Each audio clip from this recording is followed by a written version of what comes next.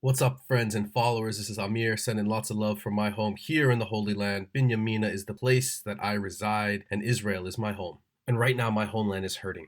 Yesterday, I bore witness to things that I wish I did not have to see, but it's my responsibility as a guide to bear witness.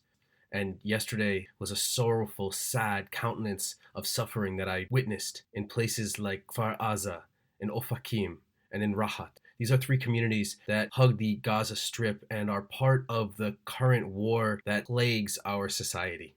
Right now, my nation is at war with the Palestinians, and we are struggling to overwhelm the evil forces of Hamas. While at the same time, unfortunately, the civilians in that place are paying a price that is horrific. There are civilians on both sides of the war line. And for what I was able to see yesterday, the humanity and the resilience and determination and the life force that Israel projects outwards is something that is inspirational while at the same time wrestling with the double entendre of horror and inhumanity that also plagues our society.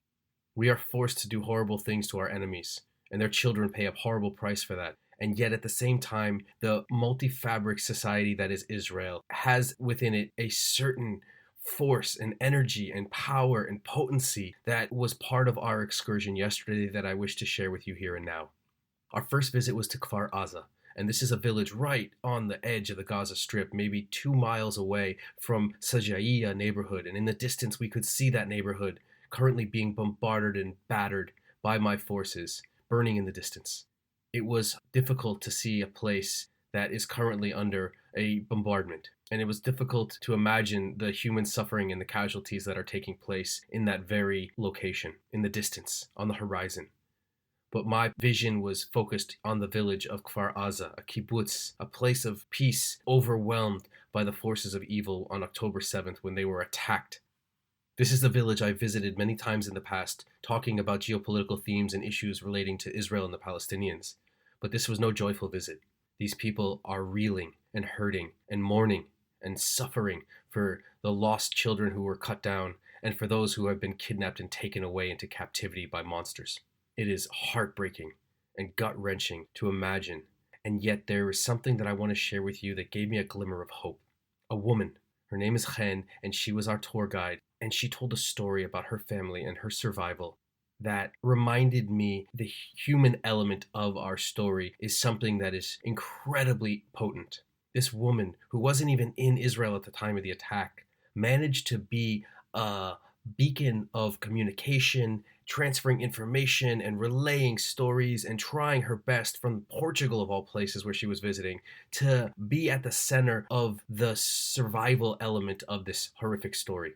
She transferred info to the troops and she spoke with government ministers. And while her family was under attack, she was able to take a breath and step up to the plate and face the challenge in front of her because all of a sudden she found herself, albeit physically distant from the attack, at the heart of what she can do as an individual and the responsibility she took upon herself to be there for her community, albeit from afar.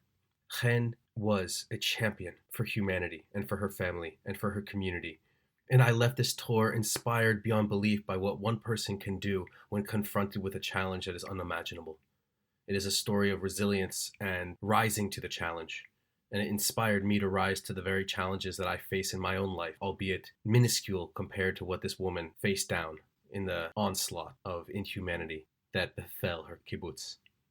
And from Chen, I want to pivot and talk about a place called Rahat. And I happen to have visited Rahat and worked in Rahat, which is a Bedouin village. Before we were just now in a kibbutz of Jewish people and civilians living on the edge of Gaza, and now I'm taking you to Rahat, which is a Bedouin village that lives literally and figuratively on the periphery of Israeli society. The Bedouin are not Palestinians, but they are Arabs, and they are Muslims, and they have a challenging role to play in the Israeli society because they are not entirely of Israel's society. They are citizens, but sometimes their place is not always so welcome. And one of the better things that I've done with my life was help open a non-profit organization called Hashachar HaChadash with my dear friend Jamal Al-Karnawi in Rahat, in order that children there would be able to receive the benefits of education and enhance their learning experience by bringing volunteers into their schools. But today was about listening to individuals working with the Jews and with Israel from the Bedouin society. Albeit from the periphery, they wanted to lend their support and wanted to be part of the effort in order to help save lives and support members of both Bedouin and Jewish society that are also hurting and reeling from the losses economically and emotionally from the war. If only packing boxes to give to the poor, this is something that these volunteers came together in Rahat to do, to set up a volunteer center for people who need to be able to receive the support. The people we spoke with here in Rahat represent the periphery of Israeli society, and yet they too are stepping up and facing the challenge before us. It was very inspiring because the Bedouin population is struggling with modernity. The Bedouin of the Negev represent 300,000 citizens of Israel who are not always able to enjoy the fruits of our flourishing society. The Bedouins sometimes know, like the Jews, what it means to be stuck in the middle. And these Bedouins, who were also cut down and killed by the Hamas invasion on October 7th, understand and empathize with the Jewish population when it comes to what it means to not find yourself aligned with one tribe or another. They are not Palestinian, they are not Jews, but they are certainly Israelis. And the opportunity as Israelis to volunteer and to support was something that was on full display in this wonderful example of how individuals can rise to the challenge. A woman from an unrecognized Bedouin village who does not enjoy the fruits of Israeli society the same way that I can was still there volunteering and giving her time and effort with brilliant Hebrew and a steadfast determination that was inspirational. Ours was a story yesterday of travel and touring into the human experience. And this woman was inspirational, Aisha. And she, as a Bedouin woman, has challenges that I cannot imagine because her society does not always look at the role of women as one of leadership. But she was a leader. And she was phenomenal in her ability to speak to our group, to organize volunteers, to support community members from her community who do not have the resources to support themselves. And seeing the community rally together, Bedouin, Jewish, Arab. The Arab Israelis are identifying more and more with Israel, and that's an opportunity, an outreached hand waiting to be well received by the Israeli society at large. And I hope that we can meet that challenge, and I hope that we bridge the gaps that exist between the Bedouin and the Jews so that our multi-fabric society can indeed reflect the wonder and the beauty of that quilt of culture that makes up my community of Israel. Our final stop of the day was in a place that I've never visited, a Jewish community of mixed religious Moroccan peripheral communities. Ofakim is a place that you don't stop and visit. It's a place that people were thrown and left and sometimes forgotten back in the 60s and the 70s under the weight of poverty and near oblivion on the edge of the Negev desert in the south of Israel. And the community there is growing and thriving, albeit on a peripheral paradigm. But nonetheless, the people we met there and our guide who took us around this wonderful little community shared with us the human experience, what happens when a community like this confronts the terrorism that befell them on October the 7th. And this community rose to the challenge. And the individuals who did not have the support of the army and did not really have the resources to be able to confront a truckload of terrorists who showed up on their front door on Simchat Torah when most people were in synagogue and fight back. And these people fought back with bravery and with gusto and bravado. And we met the wife of a man, Igal, who was part of the bomb squad, who went in head first with his gear and was still cut down. And we saw the humanity that her countenance reflected when it came to honoring her husband, the late great man who died protecting his community. And we saw with her tears how much she loved Israel and how heartbroken she was to have to bury a husband, and yet at the same time how inspiring it was to hear her resilience and her voice with a steady pace explain and teach and allow us to understand who he was and what he died for and what he fought for and how he lived for. These are not easy stories, and this was the worst of what I could ever imagine a tour around Israel could be. And yet amidst the sorrow and the suffering and the lost and the kidnapped and killed, there was a reverberation of humanity rippling across the day.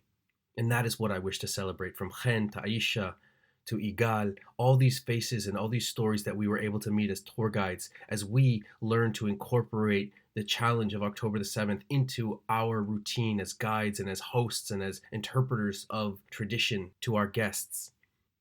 It is something that I struggle with because these are not easy things to grapple with. How to confront horror and inhumanity while inspiring guests to remember how wonderful people can be. And that duality is part of the life and death dualism that we must wrestle with as we dance across Israel in our travels, in our journeys, in our experiences, in our excursions and our pilgrimages. It's not just a journey on foot, it is a journey of faith and a journey of inspiration. And I was inspired yesterday. Amidst the horror and the suffering and the sadness, I came out stronger on the other end because I believe in the fabric of my society. It's Bedouin participants, it's Mizrahi soldiers, it's kibbutznik peaceniks, and the people and the places that come together to create this wonderful country that I call home. My name is Amir Katz, and from my home here in Binyamina, I send you a Shabbat Shalom with gratitude, with humility, with thanks to God for all the gifts that we are able to enjoy, even in the face of horror of war. The last thing I will share with you is the fact that on the train home, I experienced something that was a personal gift to me. As I was on the train going home, a group of men gathered around me for a minyan, a prayer circle, in order to say the evening prayers of Mariv. And I haven't said my prayers in the last few weeks because I've been slipping a little bit away from my faith.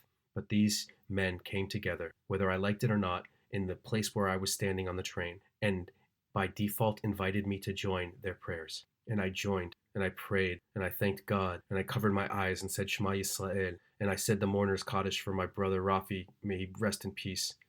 And it was good, and I was grateful. And the gift of our Jewish tradition was there to give me a hug after a long and painful day of travel. My name is Amir, and I wish you only peace. Shalom, shalom. Shiyeh shalom. L'chaim.